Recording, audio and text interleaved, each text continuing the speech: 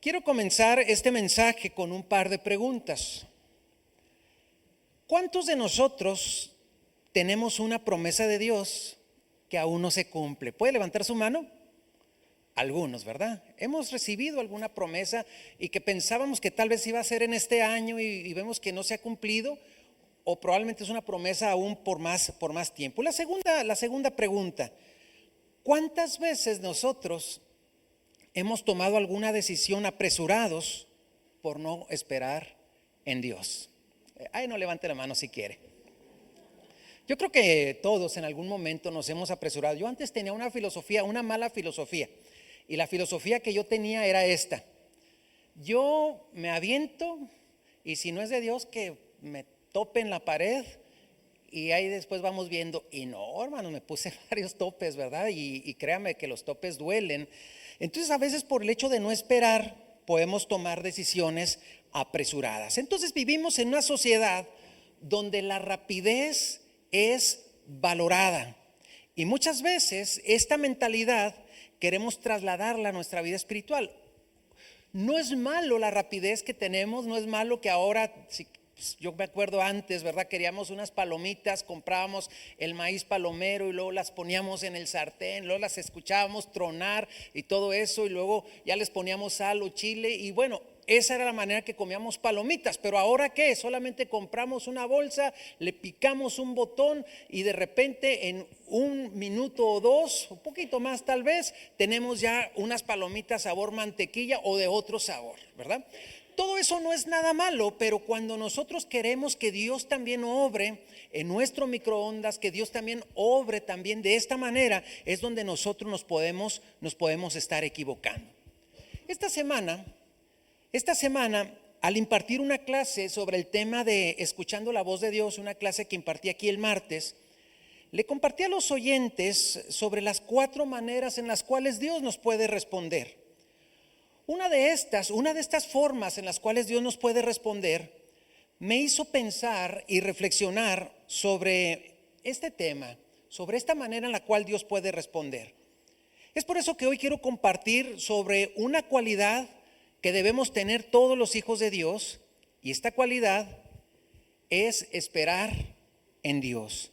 El día de hoy meditaremos en un suceso del Antiguo Testamento en el cual podemos aprender sobre la necesidad o la importancia también de esperar en Dios. Así que le animo a que disponga su corazón para recibir el consejo de la palabra del Señor. El tema de hoy le he titulado Esperando en Dios. Vamos al primer libro de Samuel, capítulo número 13, versículo 7 en delante. Fíjese lo que dice la escritura. Y él esperó 7 días conforme al plazo que Samuel había dicho. Pero Samuel no venía a Gilgal y el pueblo se le desertaba. Entonces dijo Saúl: traedme holocausto y ofrendas de paz. Y ofreció el holocausto. Y cuando él acababa de ofrecer el holocausto, he aquí Samuel que venía. Y Saúl salió a recibirle para saludarle. Entonces Samuel dijo: ¿qué has hecho? Y Saúl respondió: porque vi que el pueblo se me desertaba y que tú no venías dentro del plazo señalado y que los filisteos estaban reunidos en Migmas. Me dije: ahora descenderán los filisteos contra mí en Gilgal, y yo no he implorado el favor de Jehová. Me esforcé pues y ofrecí holocausto. Entonces Samuel dijo a Saúl: locamente has hecho, no guardaste el mandamiento de Jehová tu Dios que él te había ordenado, pues ahora Jehová hubiera confirmado tu reino sobre Israel para siempre. A mí siempre me gusta, en primer lugar, explicar qué es lo que estaba pasando, qué es el relato, qué significa, algunos datos importantes. En este punto de la historia, el pueblo de Israel estaba bajo el liderazgo del primer rey llamado Saúl. Saúl había sido ungido por el profeta Samuel. En este momento estaban bajo amenaza de un pueblo con los cuales en esta etapa de Israel tenían muchas rencillas, muchas guerras, muchas disputas, y este pueblo eran los filisteos. Pero los filisteos eran un pueblo poderoso, y aparte de poderoso, era un pueblo tecnológicamente avanzado para ese tiempo en el uso del hierro. Además, que era un pueblo que constantemente estaba amenazando a Israel. En el contexto inmediato del pasaje vemos que los filisteos habían reunido un gran ejército con la finalidad de atacar a Israel, lo que empezó a generar miedo y desesperación entre los israelitas. Y como lo vimos en el primer versículo que leímos, muchos de los israelitas comenzaron a esconderse y otros más comenzaron incluso a desertar. El rey Saúl tenía un llamado para ser un líder militar, un líder espiritual. El objetivo que Dios le había puesto a Saúl es que él uniera a las tribus de Israel contra sus enemigos. Sin embargo, este episodio muestra una de sus fallas principales. ¿Y cuál era esta? Actuar según su propio entendimiento y no esperar la dirección de Dios. En la estructura social de Israel, los reyes dependían de los profetas para recibir la dirección divina.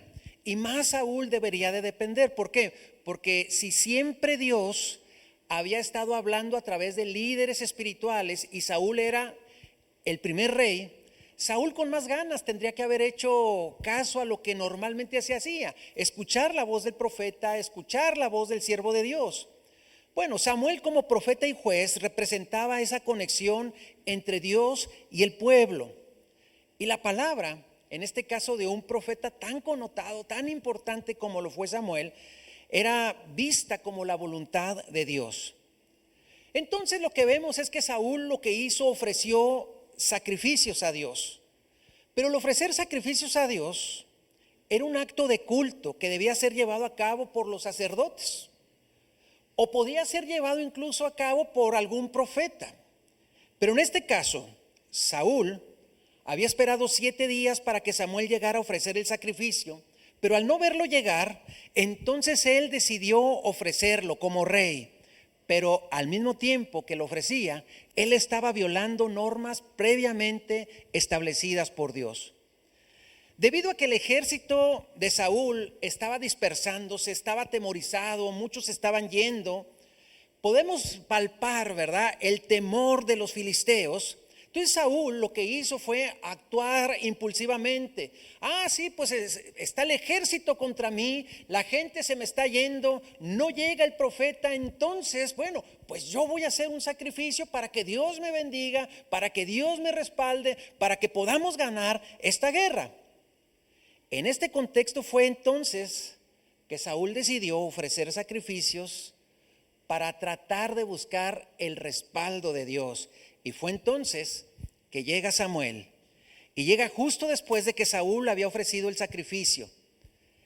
Veamos nuevamente el versículo 13 que acabamos de leer, que dice: entonces Samuel le dijo a Saúl: locamente has hecho. ¿No guardaste el mandamiento de Jehová tu Dios que él te había ordenado? Pues ahora Jehová hubiera confirmado tu reino sobre Israel para siempre. No hiciste lo que se te mandó, no pudiste esperar, por lo tanto hoy Dios iba a confirmar tu reino. Samuel dejó claro que la acción de Saúl fue una acción insensata, lo había desobedecido, y la palabra que le dijo: has hecho algo locamente, es una locura lo que tú has hecho. Entonces Samuel le dictó una palabra, y esta palabra es: no va a perdurar tu reino. Y esto nos lleva a que podamos nosotros buscar una lección espiritual, porque Saúl falló al no esperar en Dios. Y Saúl falló no solamente al no esperar, sino también a actuar según sus propios impulsos. ¿Cuáles eran los impulsos? Desesperación probablemente, miedo, ansiedad, ¿por qué no? Pero aquí podemos ver al mismo tiempo que este relato es un recordatorio de la importancia de confiar en Dios en el tiempo de Dios. Eso es vital. A menudo las circunstancias parecen justificar la desobediencia. Es que como no llegaba Samuel, entonces pues yo tuve que hacerlo. Pero en realidad no puede justificar nada la desobediencia. Dios demanda obediencia más allá de cualquier ritual. Debemos tener obediencia antes de cualquier cosa. Debemos entonces priorizar, obedecer a Dios. Imagínese que ahora para la temporada de Navidad, de repente usted recibe una llamada de su hijo y su hijo le dice: papá o mamá, estoy aquí en la comandancia y me quieren llevar a la grande. ¿Y por qué, hijo? No, pues es que me iba a robar un regalo para dártelo a ti, pero pues me agarraron y aquí estoy en la policía. ¿Usted qué le diría? Oh, pues qué bueno que tenías una intención de darme un regalo, pero hubiera sido mejor si te hubieras puesto a trabajar o a ahorrar en lugar de robar. Entonces, el fin no justifica los medios. O podemos decir que a Saúl podría ser: el fin no justifica los miedos, ¿verdad? Porque él tenía miedo. Entonces podemos ver aquí cómo el rey Saúl quiso aventurarse a hacer algo que no le correspondía hacer.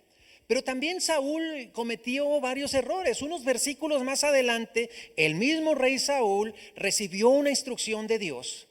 En ella recibe la instrucción de ir a vencer al pueblo de Amalek. Y Dios le dice: es el tiempo en el cual yo voy a quitar sobre la faz de la tierra al pueblo de Amalek. Y entonces Saúl consideró que él tenía una mejor opción, porque Dios le dijo: termina con todo el ganado, no quiero nada de Amalek, destruye todo. Pero Saúl lo que hizo fue, trajo el mejor ganado y lo trajo desobedeciendo a Dios, y nuevamente llegó el profeta Samuel y reprendió a Saúl.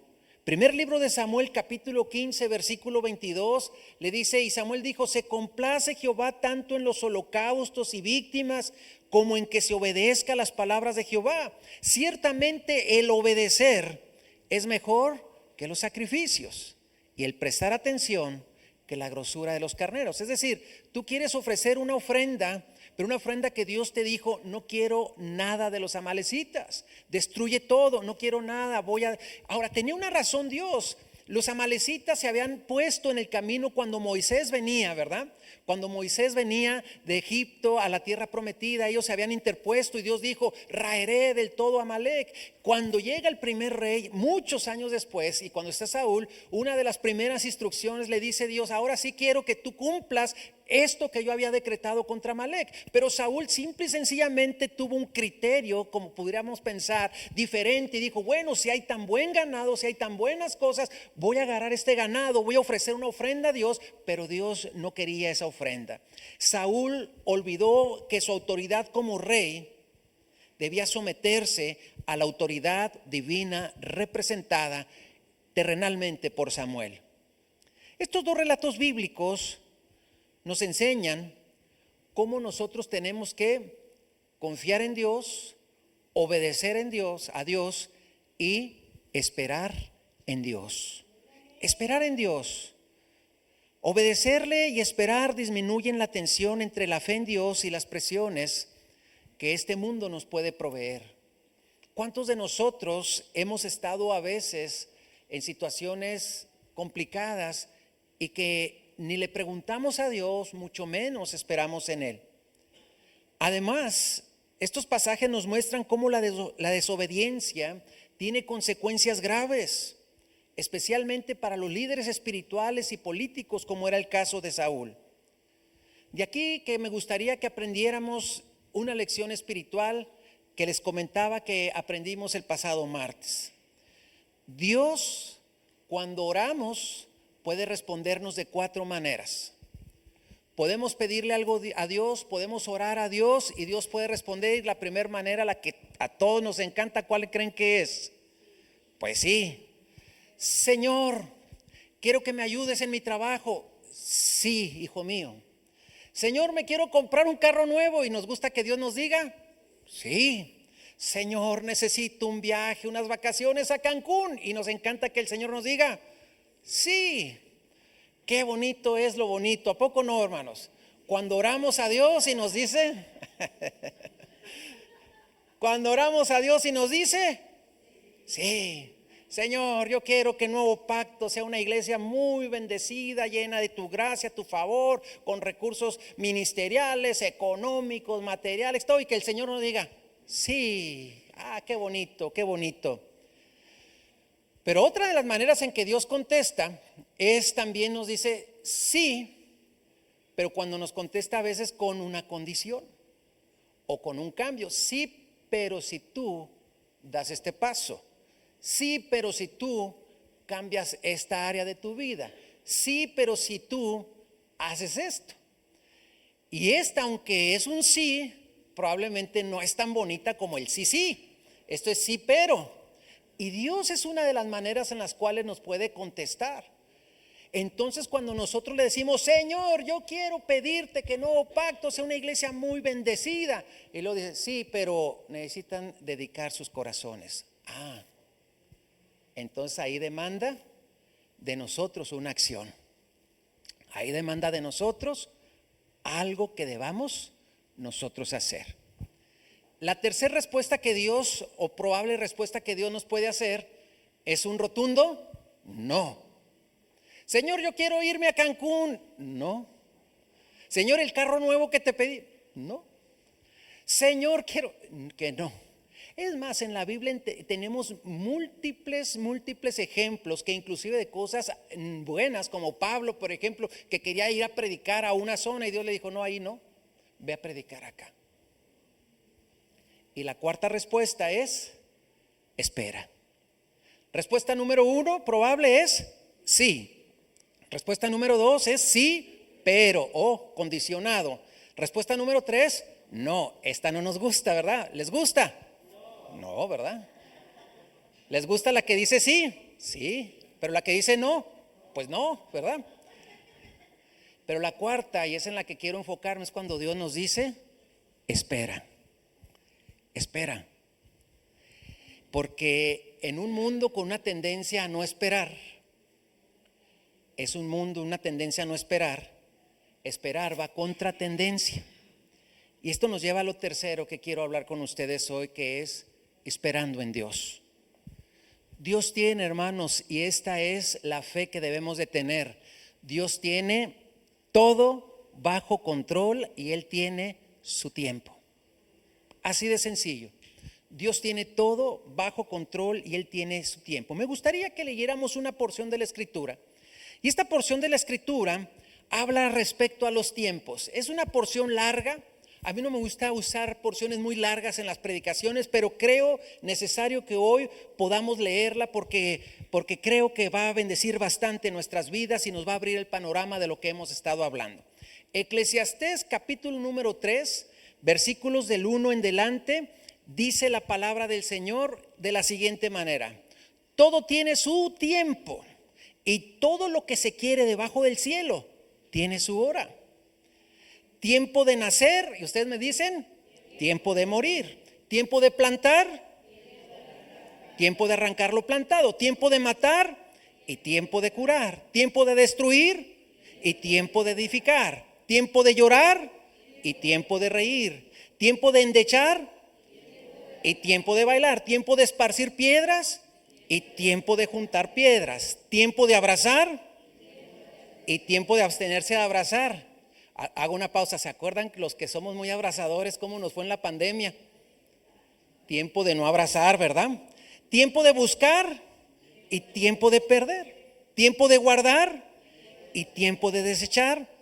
Y tiempo de romper y tiempo de coser. Tiempo de callar y tiempo de hablar. Tiempo de amar y tiempo de aborrecer. Tiempo de guerra y tiempo de paz. ¿Qué provecho tiene el que trabaja de aquello en que se afana? Versículo 10 dice: yo he visto el trabajo que Dios ha dado a los hijos de los hombres para que se ocupen en él. Y versículo 11 dice: todo lo hizo hermoso en su tiempo y ha puesto eternidad en el corazón de ellos, sin que alcance el hombre a entender la obra que ha hecho desde el principio hasta el fin. Yo podría aquí decir, y que la enseñanza pudiera ser, bueno, hay tiempo para todo, tiempo para hacer y tiempo para no hacer, tiempo para gritar, tiempo para no gritar, tiempo para ver videojuegos, tiempo para no ver videojuegos, y podríamos aplicarlo a todas las áreas de nuestra vida. Pero a mí lo que me llama la atención es que primero el versículo 10 dice: yo he visto el trabajo que Dios ha dado a los hijos de los hombres. Es decir, todos tenemos una asignación, pero también dentro de los tiempos de Dios. Pero lo que me llama la atención, no sé si usted lo había visto así, es que Dios dice: y todo lo hizo hermoso. Y yo aquí pregunto, tiempo de vivir y, por ejemplo, tiempo de morir. ¿Cómo el tiempo de morir pudiera ser hermoso si de repente el tiempo de morir pudiera producir otro tiempo que es el tiempo de llorar? ¿El tiempo de llorar será hermoso? Bueno, dice Dios, yo lo hice todo hermoso, como parte del proceso del ser humano. Todo lo bueno y aún todo lo malo, porque Dios dice que Él ha puesto eternidad en nuestros corazones. Es decir, todo lo que puede estar pasando en nuestra vida, lo bueno y lo malo, esperar en el tiempo de Dios. Al fin de cuentas, nosotros tenemos que tener el enfoque en la eternidad con el Señor, donde hay un tiempo donde, imagínense, cuando estemos en la eternidad con el Señor, si leemos el nuevo Eclesiastés 3, cuando estemos en la presencia del Señor va a ser tiempo de reír y tiempo de reír, tiempo de gozar y tiempo de gozar, tiempo de estar en la presencia del Señor y tiempo de estar en la presencia del Señor. Pero mientras no lleguemos a ese lugar, hay aquí un tiempo de llorar y un tiempo de reír, hay un tiempo de estar tal vez con situaciones de adversidad, pero en otro tiempo con situaciones apacibles y poder estar en paz. Por lo tanto, si Dios todo lo hizo hermoso, nosotros tenemos que confiar en Dios, esperar en Dios, entregarnos a Dios. Pero aun cuando nuestros ojos en el momento estemos viendo con nuestros ojos algo triste o doloroso, sabemos y con los ojos de la fe tenemos que decir, pero a pesar de todo, Dios todo lo hizo hermoso y lo hizo en su tiempo. Es decir, en su propósito, bajo su cobertura de amor. Por eso nosotros debemos de tener bien puesta nuestra esperanza en el Señor. Ahora nosotros debemos esperar en Dios. Esperar en Dios es y debe de siempre ser parte de nuestra entrega. Por todo lo que hemos visto hasta aquí, permítame darle 4 consejos para esperar en Dios. Consejo número 1, confíe en los tiempos de Dios. Después de lo que acabamos de ver, confíe en los tiempos de Dios. Saúl actuó precipitadamente porque sintió presión, sintió miedo, pero él falló al no confiar en el tiempo de Dios. Pero algo que debemos de tener presente es que Dios nunca llega tarde. Dios nunca llegará tarde, aunque no veamos los resultados inmediatos. El tiempo de Dios es perfecto. Podemos poner el ejemplo, aunque usted le predique a una persona, entregue una Biblia a alguien, haga algo por alguien, usted dirá, ¿de qué sirve que predique y predique si la gente en lugar de convertirse a veces hasta malas caras me hacen? Mire, no importa, porque el tiempo es de Dios. Nosotros hacemos lo que tenemos que hacer, sembramos la semilla, por ejemplo, la palabra, y Dios se encargará en su tiempo de hacer lo propio. Por lo tanto, aunque no veamos los resultados inmediatos, el tiempo de Dios es perfecto. Si usted dice, es que yo siempre oro por mi hijo y oro por mi hijo y mi hijo sigue igual, usted siga orando, que sepa que Dios estará obrando en él. Siempre mantenga su fe en Dios, que Él tiene el control, incluso en los momentos de incertidumbre o en los momentos de desesperación. Mire con atención lo que dice Isaías 40:31. Dice, pero los que esperan a Jehová tendrán nuevas fuerzas, levantarán alas como las águilas, correrán y no se cansarán, caminarán y no se fatigarán. ¿Qué nos habla esto? De que puede haber situaciones que nos produzcan cansancio, fatiga, cuestiones que pudiéramos nosotros tener que sortear en la vida, pero hace una diferencia. Dice, bueno, las cuestiones de la vida ahí están, pero lo que hace diferencia no es que se les quiten o no, sino es que los que esperan en Jehová tendrán nuevas fuerzas. ¿Cuántos quieren ser de esos que tienen nuevas fuerzas? Amén. Por eso cuando enfrentemos decisiones difíciles, ore y espere en paz, evitando actuar bajo presión o bajo el miedo. Segundo consejo, obedezca antes que improvisar. En el caso de Saúl, lo hemos dicho, intentó resolver la situación realizando un acto espiritual. Él se puso muy espiritual. Voy a hacer un sacrificio, pero lo hizo fuera del mandato de Dios. Fuera del mandato de Dios. La obediencia a la voluntad de Dios siempre será más valiosa que cualquier esfuerzo humano para solucionar problemas por cuenta propia. Por eso, antes de actuar, pregúntese siempre: ¿estoy acatando las instrucciones de Dios o estoy acatando mis propios impulsos? Siga la palabra de Dios y busque consejo espiritual antes de tomar decisiones importantes. Consejo número 3: cultive paciencia y perseverancia. Saúl no esperó los 7 días completos, tal vez esperó 6 días y medio, no dice la Biblia, tal vez 6 días 3/4, tal vez 6 días y casi 7, pero simple y sencillamente el profeta le había dicho: en 7 días regreso. Qué triste que cuando él ya había hecho el holocausto fue cuando precisamente llegó Samuel. La paciencia es la capacidad de esperar. Y la paciencia tiene una virtud, que podemos esperar aun cuando las cosas se ponen difíciles. Entonces la paciencia como virtud se fortalece a través de la confianza en Dios, a través de saber esperar, a pesar de que nuestros ojos naturales vean lo contrario. Si Dios me lo ha dicho, si Dios me lo ha prometido, yo voy a caminar con la confianza de que Dios lo cumplirá en su tiempo. Por lo pronto, a pesar de que no me gusta, a pesar que tengo dolor, a pesar que estoy pasando, me fortalezco en Él, porque Él lo hizo, inclusive las cosas difíciles las hizo hermosas en su tiempo. Entonces aprendamos a esperar con perseverancia, sabiendo que Dios usa los tiempos de espera para prepararnos y también para moldear nuestro carácter. Romanos capítulo 5 versículos 3 en delante dice: y no solo esto, sino que también nos gloriamos. ¿Qué dice? Pero en mi Biblia está mal. ¿Cómo nos podemos gloriar en las tribulaciones? ¿Cómo le va? Pues muy mal, hermano, pero bendecido. Pues eso dice la Biblia. Nos gloriamos en las tribulaciones. ¿Por qué? ¿Por qué en el dolor? ¿Por qué en el problema? ¿Por qué en la adversidad nos podemos gloriar? Porque sabiendo que la tribulación produce paciencia, y la paciencia prueba, y la prueba esperanza. Entonces, en medio de nuestra aflicción, cualquier situación, cualquier promesa no cumplida, nosotros podemos perseverar esperando que aquel que nos prometió es fiel para cumplir sus promesas. Amén.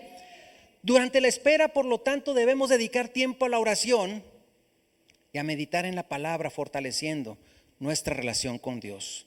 Y cuarto consejo: busquemos la guía espiritual y respetémosla. Saúl ignoró el rol de Samuel como intermediario entre él y Dios, creyendo que él lo podía hacer solo. Nosotros tenemos que aprender a rodearnos de personas que pueden ayudarnos a discernir la voluntad de Dios, y tenemos que respetar su guía espiritual. Hace aproximadamente, y lo platicaba también en esa clase, 3 semanas, se me vino una situación a nivel ciudad que la verdad me perturbó bastante. Una situación que me perturbó y dije: no sé cómo voy a hacer esta situación, cómo lo voy a hacer, cómo puedo enfrentar esta situación. Y la verdad me sentí muy, muy perturbado. Era tarde ya y quise hablar con 2 pastores y les mandé un mensaje a 2 pastores que habían estado en mi posición como presidentes de la alianza, y les hablé, les dije: oigan, les hablé personal, ¿podrás ir conmigo a tomar un café a las 10, 11 de la noche al único lugar abierto que había? Y fueron, y pude compartirles y dije: necesito consejo, necesito saber cómo hacer abordar esta situación. La verdad es de que, para empezar, el hecho de compartirlo, uno como que trae la carga completa, uno lo aparte en 2 o en este caso en 3, y les di un pedacito de mi carga. Yo me quedé con un pedacito, el otro pedacito se la di a uno y el otro pedacito al otro. Segundo, me dieron consejo. Tercero, me ayudaron a orar. Y cuarto, el problema después no era tan grave como yo lo veía, ¿verdad? Que dije: ay, ¿para qué me preocupé tanto? Pero en realidad lo que más me encantó es que pude ver que hay amigos espirituales que son de tremenda bendición para nuestras vidas. Podemos ir con un pastor, con un hermano, con alguien que pasó por una situación similar, pero hay que rodearnos de personas que nos puedan ayudar a discernir la voluntad de Dios, y tenemos que respetar la guía espiritual. Dios usa líderes, Dios usa pastores, Dios usa consejeros para dirigirnos en momentos de incertidumbre. Proverbios 11:14 dice: donde no hay dirección sabia, caerá el pueblo, mas en la multitud de consejeros, ¿qué dice? Hay seguridad. Consulte a líderes espirituales o mentores cuando tenga dudas. Pero eso no es todo. Seamos humildes para aceptar los consejos. Entonces, este pasaje de la Escritura que vemos de la historia de Saúl nos enseña a cómo no hacer las cosas. Y hoy podemos aprender a esperar en Dios. Yo empecé esta predicación preguntando: ¿cuántos tienen promesas aún por cumplirse? Y muchos levantaron su mano. Yo tengo algunas también que creo que Dios seguirá cumpliendo en mi vida. Necesitamos entonces en fe caminar, esperando que Dios cumplirá su perfecto propósito en cada uno de nosotros. Cuando atentamos contra el propósito de Dios, entonces es ahí donde nos equivocamos. Cuando hacemos cosas que van en contra de lo que Dios nos ha dictado, cuando nos apresuramos. En el caso de Saúl parecía muy bueno, ¿no? Qué padre, pues yo voy a hacer, tal vez llega el profeta Samuel. Imagínese a Saúl pensando: va a llegar el profeta Samuel, oh, qué padre, me quitaste el trabajar de lo que es ofrecer un sacrificio, te la llevaste, Saúl, eres el mejor rey que ha tenido el pueblo. Era el primero, ¿no? Pero es el mejor rey que ha tenido el, no, hombre, tú y yo vamos a ser la pareja explosiva de la Biblia. No, qué padre. No, pero no. Samuel le dijo: locamente has hecho, porque has querido hacer las cosas a tu manera, cuando Dios había estipulado que eran a la manera y en el tiempo de Dios. ¿Cómo nos queremos ver? Como Saúl, ya sabemos cómo actuar, pero también podemos entonces entender que para esperar en Dios necesitamos un elemento bien fundamental, como es obedecer a Dios en todo. Quiero concluir en esta hora diciendo que esperar a Dios implica confiar plenamente en su tiempo, obedecer su palabra, desarrollar paciencia y buscar su guía a través de líderes o hermanos espirituales que nos puedan ayudar. La historia de Saúl nos enseña que actuar impulsivamente, por miedo, por las presiones, por las situaciones, puede traer a nuestras vidas consecuencias graves. Pero esperar en el Señor siempre traerá bendiciones y dirección segura. ¿Cuántos dicen amén? Póngase de pie, por favor.